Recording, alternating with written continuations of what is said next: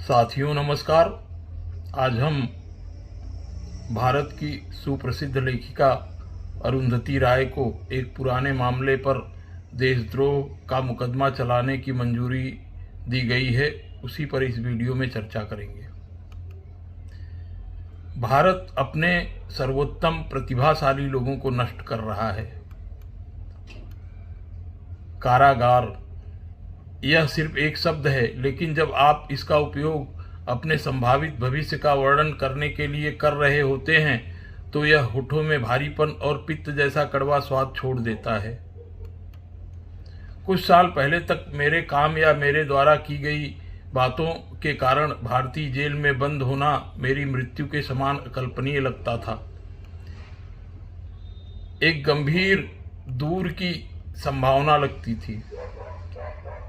जब मैं साथी पत्रकारों से मिला तो हमने उन कहानियों पर चर्चा की जिन पर हम काम कर रहे थे, या नवीनतम राजनीतिक गपशप पर चर्चा की। लेकिन आज काल्पनिक आरोप पर गिरफ्तारी और मुकदमा चलाने की संभावना मेरे जैसे मानवाधिकार कार्यकर्ता और कई भारतीय पत्रकारों, इतिहासकारों, लेखकों, शिक्षाविदों, बुद्धिजीवियों और अन्य लोगों के दिलों में गहराई से छिपी हुई है, जो खुले तौर पर प्रधानमंत्री नरेंद्र मोदी और उनकी सरकार की आलोचना करते हैं। अब जब हम मिलते हैं तो हम वकीलों, संभावित आरोपों और सजाओं, कानूनी फंडों और यह सुनिश्चित करने के बारे में बात करते हैं कि हमारे व्यक्तिगत और वित्तीय मामले क्रम से हैं अथवा नहीं। 2014 में नरेंद्र मोदी के सत्ता में आने के बाद से हिंदू राष्ट्रवादी भीड़ ने एक के बाद एक कथित दुश्मनों को निशाना बनाया है।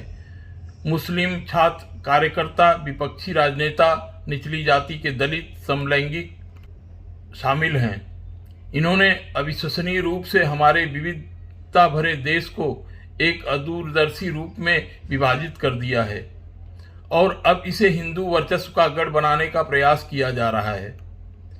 2 सप्ताह पहले इनके द्वारा एक और सीमा पार कर दी गई, जब सरकार ने 2010 के एक मामले में लेखिका अरुंधति राय के खिलाफ आरोपों की घोषणा की।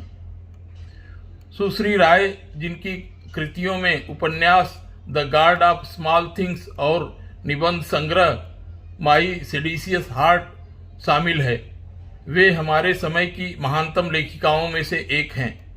वे दशकों से भारत में सच्चाई, सहिष्णुता और विवेक की आवाज रही हैं।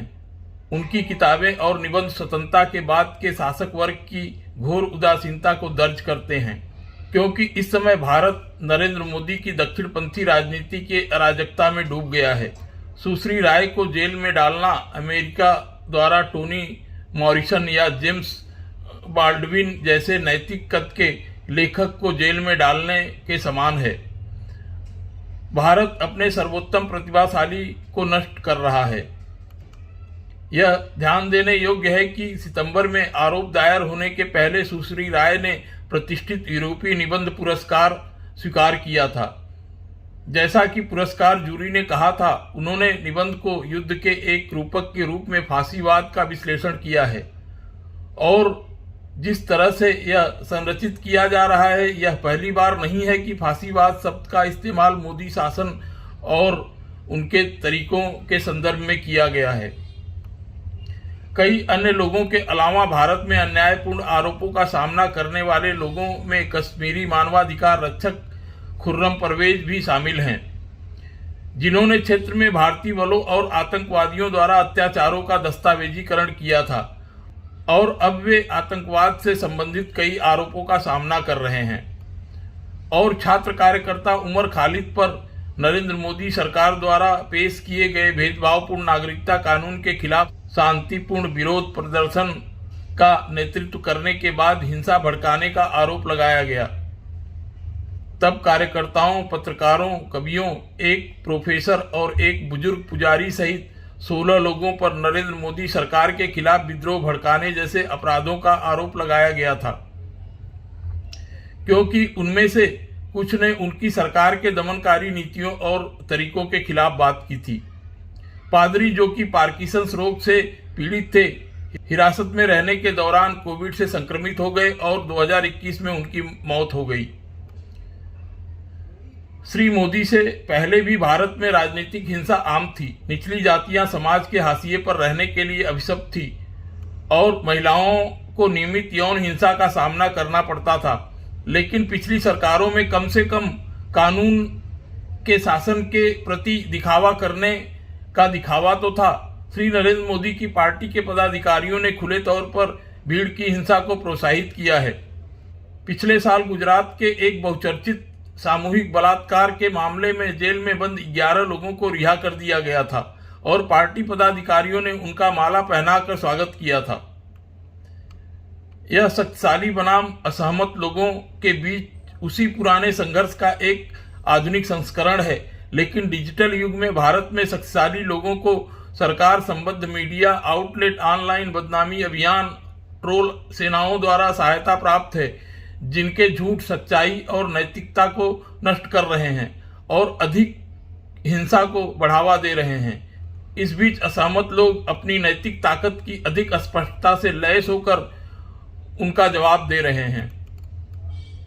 पत्रकारों, लेखकों और अन्य आलोचकों को जेल में डालने या चुप कराने से भारत न केवल अपनी लोकतांत्रिक साख को नुकसान पहुंचा रहा है, बल्कि यह उन विशिष्ट प्रकार के बुद्धिमत्ता को खो रहा है जिन्होंने संस्कृति को इनकी आश्चर्यजनक कला, समृद्ध साहित्य और दर्शन, प्राचीन मंदिर, शतरंज और तमाम तरह के बौद्धिक कार्य किए और समाज को उपहार स्वरूप सौंपा।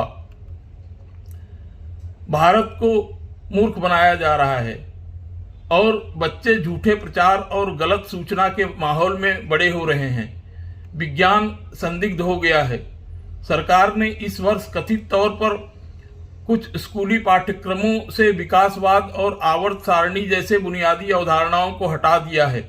हालांकि कुछ अधिकारियों ने इससे इनकार किया है। 2018 में एक टिप्पणी में श्री मोदी के उच्च शिक्षा प्रभारी मंत्री ने कहा कि डार्विन के विकास का सिद्धांत वैज्ञानिक रूप से गलत था, क्योंकि किसी ने कभी एक बंदर को इंसान के रूप में बदलते नहीं देखा।